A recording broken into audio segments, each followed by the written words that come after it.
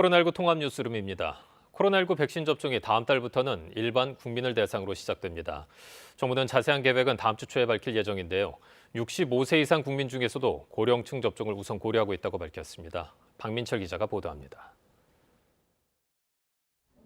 요양병원 시설 입소자와 의료진 등 우선 접종 대상 위주로 진행되고 있는 코로나19 백신 접종이 다음 달부터는 일반 국민으로 확대됩니다. 전해철 중앙재난안전대책본부 2차장은 오늘 정부 서울청사에서 열린 중대본 회의에서 이같이 밝혔습니다. 전 2차장은 특히 65살 이상 국민 가운데 고령층에게 우선 접종하는 방안을 고려하고 있다고 설명했습니다. 다만 구체적인 대상 범위와 시기를 포함한 접종 계획은 다음 주 초에 자세히 밝힐 예정이라고 덧붙였습니다.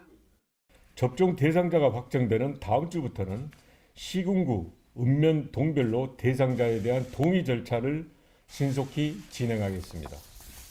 또 접종 대상자가 거주지에서 지역예방접종센터까지 안전하게 이동해 접종받고 이후 건강 상태를 일정 기간 수시로 확인하는 방안도 마련할 방침입니다. 앞서 정부는 올해 상반기까지 1,200만 명이 1차 접종을 마치는 것을 목표로 한다고 밝혔습니다. 이에 따라 기존에 계획된 백신 물량이 실제로 차질 없이 도입되는지 점검하고 접종 인원수도 지금보다 크게 늘리기로 했습니다. 현재까지 코로나19 백신 접종을 한 인원은 58만 3천여 명으로 계획된 우선 접종 대상자의 74% 수준입니다. KBS 뉴스 박민철입니다. 국내 코로나19 신규 확진자 수 490명입니다. 일주일 평균 확진자 수는 약 445명으로 확진자 대부분은 여전히 수도권에서 나오는 상황이지만 비수도권에서도 확진자가 계속 늘어나고 있습니다. KBS 재난방송센터 연결하겠습니다. 김영준 기자, 먼저 신규 확진자 현황 설명해 주시죠. 네, 오늘 0시 기준으로 신규 확진자 490명입니다. 위중증 환자는 126명으로 어제보다 1명이 줄었지만 사망자는 5명이 더 나왔습니다. 지난 일주일간 확진자 수를 보면 주 초에 잠시 이렇게 300명대로 내려갔지만 계속해서 확진자가 늘었고 일주일 평균 누적 확진자 수는 약 445명으로 집계됐습니다. 지역별로도 살펴보겠습니다. 여전히 수도권에서 대부분의 확진자가 나오고 있습니다. 서울 138명, 경기 160명, 인천 26명인데요. 다만 경남 지역에서 61명, 강원과 부산에서 각각 18명과 17명의 확진자가 나오는 등 비수도권 확진자도 늘어나고 있습니다. 특히 최근에는 춤추는 공간이나 피트니스 센터 등 실내 체육시설에서 집단 발생 사례가 지속되고 있는데요. 1월 이후에 실내 체육시설 집단 사례는 21건으로 모두 644명의 확진자가 나온 것으로 파악됐습니다. 문제는 이 과정에서 추가 감염으로 이어진다는 점인데요.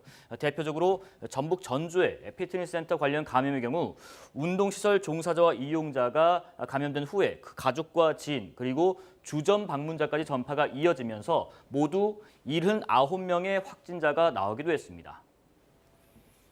자, 백신 접종 현황도 살펴볼까요? 네, KBS 홈페이지의 백신 현황판을 보겠습니다. 오늘 기준으로 58만 3,658명이 1차 접종을 했습니다. 전체 인구 대비 접종률은 1.13%, 이제 갓 1%를 넘겼습니다. 접종 후에 이상 반응으로 의심돼서 신고된 사례는 지금까지 8,322건입니다. 대부분은 근육통이나 두통, 발열 오한이나 메스꺼움이었고 중증 알레르기 반응인 아나필락시스 의심 사례나 경련도 73건이 있었습니다. 요양병원은 86.6%, 요양시설은 77.1%가 1차 접종을 마쳤습니다. 1차 대응 요원, 그러니까 119 구급대원 등에 대한 접종은 절반 이상 마쳤고요. 병원급 이상 의료기관은 74.2%까지 접종을 진행했습니다. 화이자 백신을 맞는 코로나19 환자 치료병원은 약 43.7%가 1차 접종을 마쳤습니다. 지금까지 재난방송센터에서 KBS 뉴스 김용준입니다. 서울에서는 아동복지시설과 교배, 병원 등에서 코로나19 추가 감염자가 나오고 특히 소규모 감염도 계속되고 있는데요. 서울시는 주말에 외출이나 만남은 자제하고 종교 활동 때는 방역 수칙을 지켜달라고 거듭 요청했습니다. 오대성 기자가 보도합니다. 서울 도봉구에 있는 한 아동복지시설과 관련해 추가 확진자가 나왔습니다.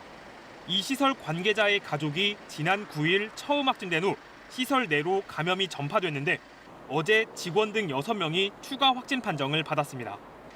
누적 확진자는 직원, 이용자, 가족 및 지인 등 모두 23명입니다.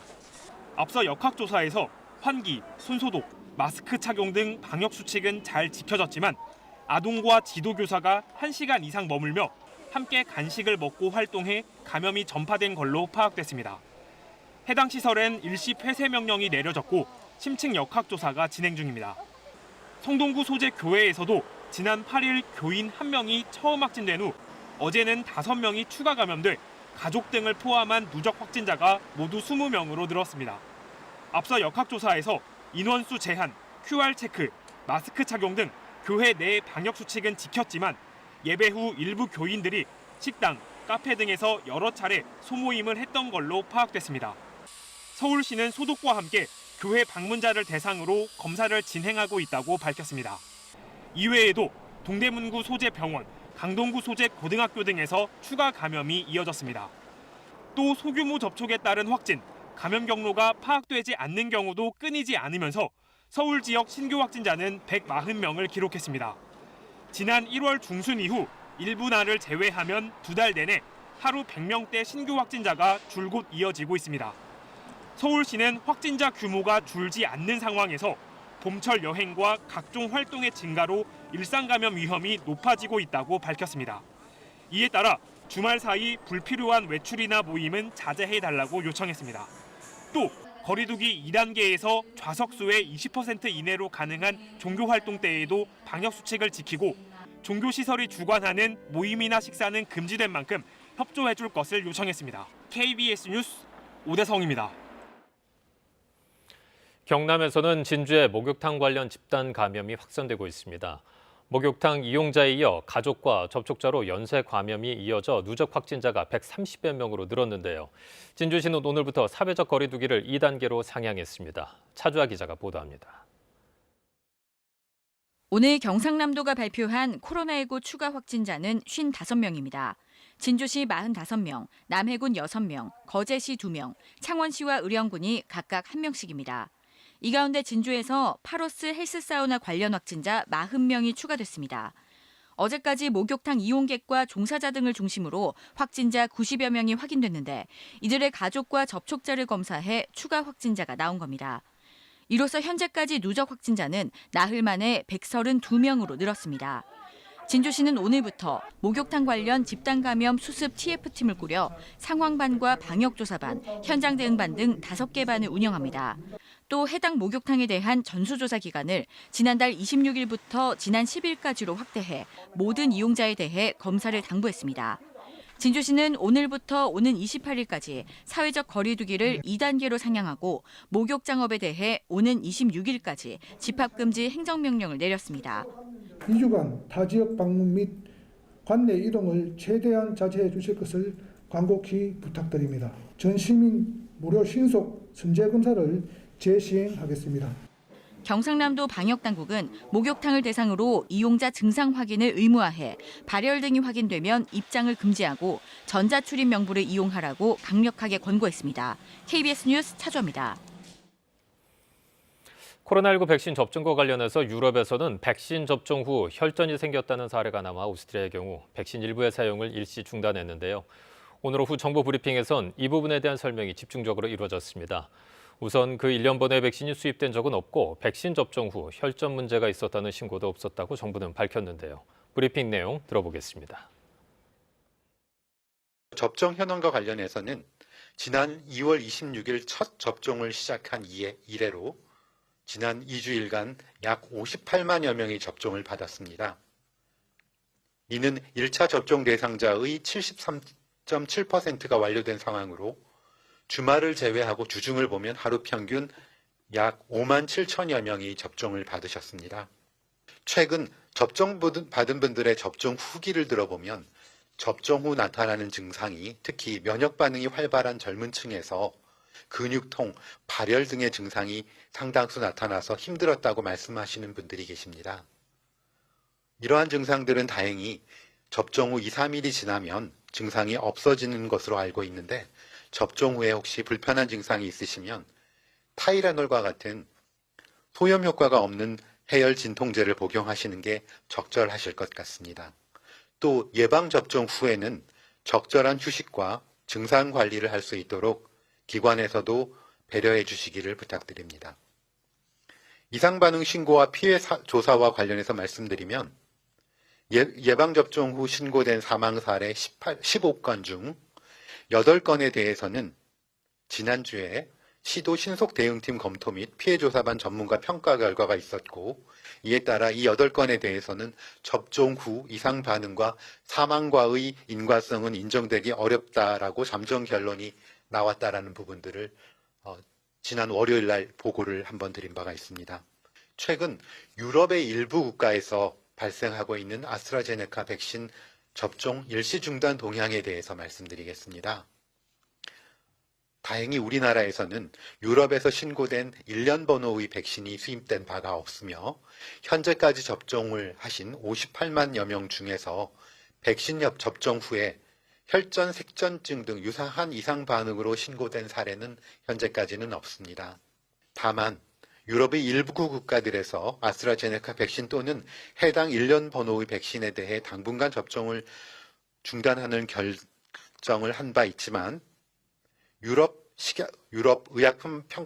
의약품청은 이 사례와 관련해서 사망의 원인과 백신과의 인과성이 인정되지 않는다고 지난 3월 10일 날 발표한 바가 있으며, 또한 세계보건기구에서도 어제 사무총장 브리핑을 통해서 WHO 국제 백신 안전성 자문위원회에서 검토한 결과를 밝히면서 백신과 혈전 사이의 인과관계가 성립되지 않으며 아스트라제네카 백신의 사용을 중단할 이유가 없다라고 설명한 바 있습니다.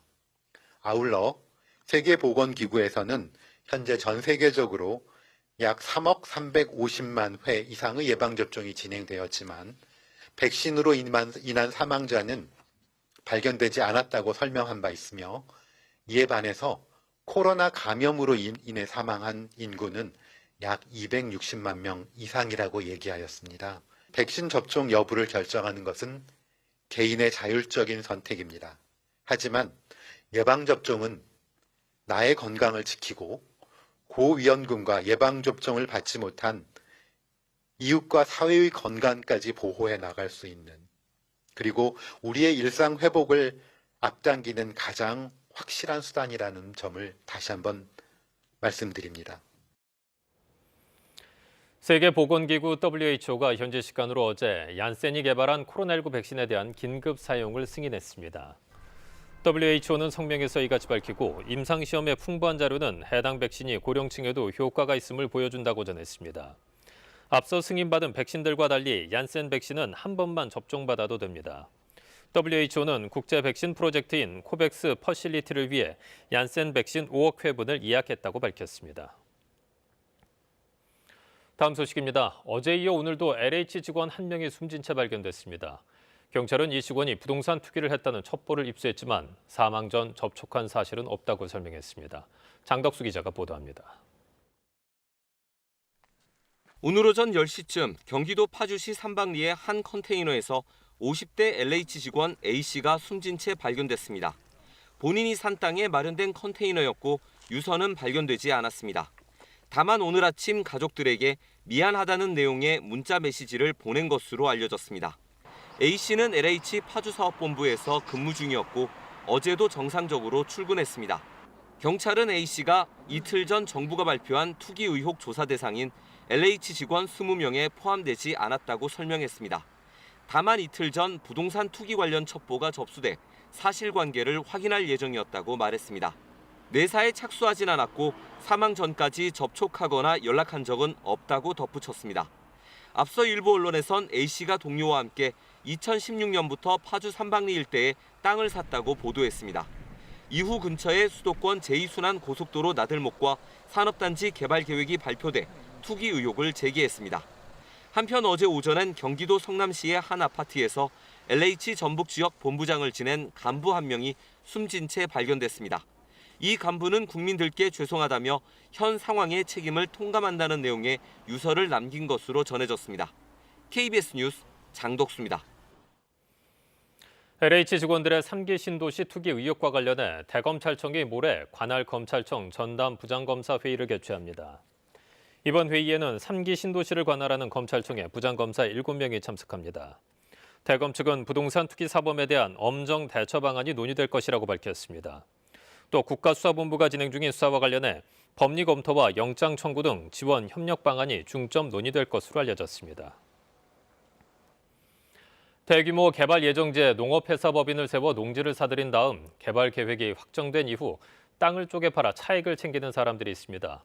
영농법인 관련 점검과 단속이 어려운 허점을 노린 편법 투기로 의심되고 있습니다. 그 현장을 이몽열 기자가 취재했습니다. 논농사와 축산을 주로 하는 농촌 마을에 2018년 이후 조립식 주택이 군데군데 들어섰습니다.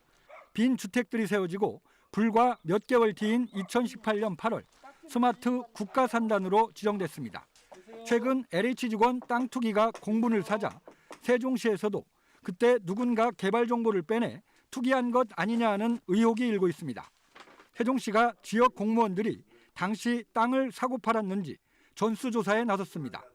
부동산 전문가들은 사람이 아닌 법인 역시 파봐야 한다고 지적합니다. 근거가 있습니다. 한 농업회사법인을 살펴봤습니다. 1년 전 소를 키우겠다고 회사를 만들었습니다. 찾아가 보니 축사는 텅 비어 있습니다. 축산 설비도 허술합니다. 이 축산법인 대표가 세웠다는 또 다른 농업회사를 가봤습니다. 땅에는 묘목이 빼곡합니다. 농사가 허술한 이유를 물었습니다. 법인 대표는 코로나19로 축산이 늦어졌고 회사 정관을 변경해 나무를 심는데도 문제가 없다고 둘러댑니다. 그런데 현장 취재가 시작되자 법인 간판과 전화번호가 갑자기 사라졌습니다. 이 법인 대표는 어떤 간판이 붙어 있었는지 몰랐던 상황. 법인 전화번호 거의 아직했을 텐데 뭐야 저기 백수번호 백수. 하지만 간판에 적혔던 번호로 전화를 걸자 엉뚱하게 부동산 개발회사가 나옵니다. 거기가 그 영농법인인가요? 아닌데요? 그럼 어디신데요 지금? 아니 누구냐고 도대체. 여보세요? 국가 산단 지정 이후 개발이 한창인 세종시에는 농업법인 설립 건수가 2016년 294개에서 2019년에는 380개로 30% 증가했습니다. 2019년에는 영농법인이 농사를 짓겠다고 산 땅을 여러 필지로 쪼개서 되팔아 차액 수억 원을 챙겼다가 경찰에 적발됐습니다. 그러나 사후 적발로는 편법 투기를 막지 못합니다. 농업법인 실태 점검은 3년에 한 번, 정관만 변경하면 영업 범위도 꾸밀 수 있어 가짜 법인을 속가내기 쉽지 않습니다. 가짜 농업법인을 등록 전에 걸러내고 편법 투기에 악용되지 않도록 제도 개선이 시급합니다. KBS 뉴스 임홍렬입니다. 서울의 한 호텔에서 불이 나 수십 명이 대피하는 소동이 벌어졌습니다. 오늘 오전 8시 40분 서울 마포구 서교동의 한 호텔에서 불이 나 10시 20분쯤 진화됐습니다. 이 불로 화상을 입은 1명과 연기를 마신 2명이 병원으로 옮겨져 치료를 받았고 직원과 투숙객 등 50여 명이 대피했습니다. 소방당국은 불이 지하 2층 재활용 창고에서 시작됐다는 목격자 진술 등을 토대로 현장 조사를 벌여 화재 원인을 파악하고 있습니다. 전국 주유소 휘발유 가격이 16주 연속으로 올랐습니다. 한국석유공사 유가정보서비스 오피넷 자료를 보면 3월 둘째 주 전국 주유소의 휘발유 평균 판매 가격은 지난주보다 15.6원 오른 리터당 1,498.6원으로 집계됐습니다. 석유공사는 OECD의 세계 경제 성장률 예상치 상향 조정과 바이든 미국 대통령의 경기 부양책 서명 등의 영향으로 국제 유가가 상승세를 기록하고 있다고 분석했습니다. 중국을 견제하기 위한 지역 협의체로 알려진 쿼드 4개국 정상들이 첫 회담을 했습니다. 자유와 개방적인 지역 질서를 강조했는데 북한의 비핵화를 위해 공동 노력하겠다는 뜻도 분명히 했습니다. 워싱턴에서 김기현 특파원이 보도합니다. 미국과 일본, 인도와 호주 정상들이 화상으로 만났습니다. 쿼드로 불리는 국가들 간 첫 만남에서 정상들은 인도태평양 지역의 안보 증진과 위협 대응을 위한 공동 협력을 다짐했습니다. 직접 거론하지는 않았지만 내용적으로는 사실상 중국이 공동 대응 상대국임을 시사했습니다. A free and open Indo-Pacific is essential to each of our futures, our countries. The United States is committed to working with you, our partners, and all our allies in the region to achieve stability. 실제 비공개 회의에서 정상들은 코로나19 대응과 기후변화, 사이버 안보, 경제 등 중국과 연관된 다양한 현안들을 논의한 것으로 알려졌습니다. 여기에는 인도 제약회사가 내년 말까지 10억 회 접종 분량의 코로나19 백신을 생산하도록 자금을 지원하는 내용도 포함됐습니다. 중국의 백신 외교를 겨냥한 행동으로 풀이되는 대목입니다. We will work together closer than ever before for advancing our shared values. 쿼드 정상들은 공동 성명을 통해 유엔 안보리 결의에 따라 북한의 완전한 비핵화에 대한 의지도 재확인한다고 밝혔습니다. 쿼드는 2004년 인도양 지진 해일에 대응하기 위해 출범했으며 2017년 이후 3차례 외교장관 회담이 개최됐습니다. 4개국 정상들은 올해 말까지 대면 정상회담을 여는 동시에 외교장관 간 소통을 강화하자는 데도 뜻을 같이 했습니다. 워싱턴에서 KBS 뉴스 김기현입니다. 블링컨 미국 국무부 장관의 한국과 일본 방문을 앞두고 미국 국무부가 2015년 위안부 합의를 언급했습니다. 위안부 피해자인 이용수 할머니가 블링컨 장관에게 면담을 요청하는 영상 편지를 보낸 뒤 나온 답변이어서 속내가 주목됩니다. 워싱턴 김양순 특파원입니다. 미 국무부가 한일 간 역사 문제와 관련해 생산적이고 건설적인 합의가 이루어지길 바란다며 2015년 위안부 합의를 예로 들었습니다. 바이든 정부가 한미일 협력을 강조하는 상황에서 최근 다시 떠오른 일본 군 위안부 문제에 대한 입장을 묻는 질문에 답하면서입니다. We welcome specific efforts, including the 2015 Comfort Women Agreement, as an example of the two countries' commitment to forging a more productive and constructive bilateral relationship. 국무부 대변인은 2015년 위안부 협의가 있었던 시기 당시 국무부 부장관이었던 블링컨 현 국무장관이 한일 간 협력 증진을 위해 중심적인 역할을 했었다고 밝혔습니다. 당시 한일 간 협의가 한미일 삼각 공조로 이어졌다고도 했습니다. Blinken, who was at the center of brokering some of these efforts. This is something, the trilateral relationship is something that Secretary Blinken, now Secretary Blinken, has invested quite a bit of time and focus into. 그러나 위안부 피해자 이용수 할머니의 면담 요청과 관련해선 이렇다 할 언급을 하지 않았습니다. 한일 관계 개선을 강조하면서 새로운 생산적 합의를 희망한다고는 했지만 한국 정부가 문제가 있다고 규정한 2015년 위안부 합의를 언급한 것은 이례적인 일입니다. 미 국무부는 그동안 태평양 전쟁을 전후한 시기 일본군의 위안부 납치와 강제 동원이 지독한 인권 침해이자 인신매매라고 규정하면서도 미국은 한일 간의 문제 해결과 관계 강화를 위해 지속적으로 노력해왔다는 원론적인 입장만 강조해왔습니다. 동맹 복원을 내세운 바이든 정부의 국무 국방장관이 첫 해외 순방지로 한국과 일본을 선택한 만큼 한일 관계 조율에 나설 것이라는 관측이 높은 상황. 미 국무부가 2015년 위안부 합의를 언급한 속내와 배경은 무엇인지 관심이 쏠리고 있습니다. 워싱턴에서 KBS 뉴스 김양순입니다. 쿠데타를 일으킨 미얀마 군부의 정권을 빼앗긴 아웅산 수치 국가고문 측이 해외 인권 전문 로펌을 고용해 군부의 만행을 국제법정으로 가져갈 방침입니다. 현지 매체 이라바디는 수치 측의 연방의회 대표위원회가 최근 영국에 본부를 둔 국제 로펌과 계약을 맺었다고 전했습니다. 위원회는 이 로펌이 12대 유혈 진압 등의 책임이 있는 이들을 상대로 한 국제법정 제소와 관련해 법률적 조언을 제공할 것이라고 설명했습니다. 여성가족부와 의료기관 등이 함께 운영하는 해바라기 센터는 성폭행 피해자 지원을 위해 응급진료와 상담, 법률 자문을 제공하며 24시간 운영되는 기관입니다. 그런데 최근 성폭행 피해자가 이 센터에 도움을 받지 못한 일이 벌어졌습니다. 이유민 기자가 취재했습니다. 지난 4일 밤 성폭력을 당한 한 여성이 경찰에 112 신고를 했습니다. 당장 응급처치가 필요한 상황이어서 경찰은 가장 가까운 해바라기 센터에 문의했습니다. 하지만 의료 지원을 받을 수 없었습니다. 24시간 운영이 원칙인데 야간 당직자가 없었던 겁니다. 피해자와 경찰은 어쩔 수 없이 그 다음으로 가까운 해바라기 센터에 문의했습니다. 하지만 거절당했습니다. 센터 직원의 자녀가 다니는 어린이집에 코로나 확진자의 접촉자가 있다며 피해자를 받을 수 없다고 한 겁니다. 결국 피해자는 최초 신고지에서 13km나 떨어진 이곳 은평구의 병원으로 와서 응급처치를 받았습니다. 차로 50분이나 걸리는 거리였습니다. 피해자가 처음으로 문의했던 해바라기 센터를 밤 9시쯤 찾아가 봤습니다. 여전히 야간 의료 지원은 불가능했습니다. 안녕하세요. 혹시 지금 의료 상담 좀 받을 수 있을까요? 아니, 저희 간호사가 야간에는 근무를 안 해요. 야간 당직자가 없어 관리기관인 서울시가 협조를 당부하는 공문을 올해에만 2차례 보냈지만 달라진 게 없었습니다. 사람 제대로 뽑아서 응급키트 잘 하시고 제대로 운영하시라고 보냈었죠. 왜 이런 일이 벌어진 걸까? 해바라기 센터 운영을 맡은 국립중앙의료원에서 인력을 충원해주지 않고 있기 때문입니다. 두 번째 방문을 문의한 이 센터도 성폭력 피해자를 받아줄 수 없어 다른 곳으로 안내한 적이 여러 차례 있었습니다. 주변의 다른 센터들이 인력을 줄이거나 운영을 중단하면서 업무량이 폭증해 어쩔 수 없다는 입장입니다.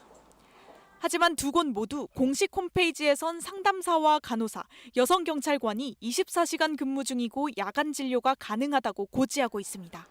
KBS 뉴스 이유민입니다. 현재 일부 수도권 지역과 일부 동쪽 지역을 중심으로 초미세먼지 농도가 높게 나타나고 있습니다. 현재 서울과 경기, 울산 지역의 초미세먼지 농도 나쁨 수준을 보이고 있는데요. 내일은 여기에 추가로 중국발 미세먼지까지 유입이 되면서 서쪽 지역을 중심으로 더욱더 고농도 미세먼지가 예상됩니다. 수도권과 강원 영서, 충청과 전북, 광주와 또 울산, 대구, 제주 지역은 종일 나쁨 수준의 미세먼지 농도를 보일 것으로 보입니다. 특히나 내륙 지역을 중심으로 내일 오전까지 가시거리 200m 이하의 짙은 안개까지 끼니까요. 천천히 안전운전 하셔야겠습니다. 내일 하늘 자체는 구름만 조금 지나겠고요. 동해안 지역을 중심으로는 오후에 산발적으로 빗방울이 조금 떨어질 수 있겠습니다.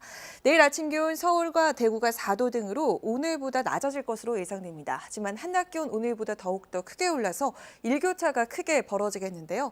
서울이 13도, 대구 16도, 광주 15도 등으로 15도 안팎의 포근한 날씨가 예상됩니다. 물결은 전해상에서 비교적 잔잔하게 일겠습니다. 월요일 밤 수도권과 강원 영서 지역을 시작으로 화요일은 중부와 호남, 제주 지역에 비가 내릴 전망입니다. 날씨였습니다. 코로나19 통합 뉴스룸을 마칩니다. 고맙습니다.